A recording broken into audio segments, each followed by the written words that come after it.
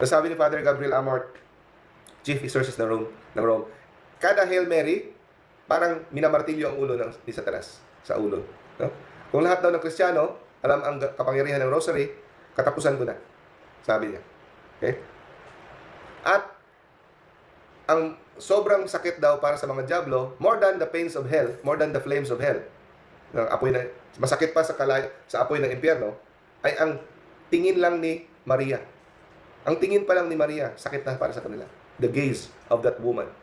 No? Kaya nga, ang strategy ng diablo, sisirain ang pananampalataya natin kay Maria. Kasi, kagaya ng ginagawa niya sa ibang sekta, allergic kay Mama Mary. Kasi madali niyang mauto. No? Sabi ni Father Ripperger, sabi ng diablo, we hate the brown scapular.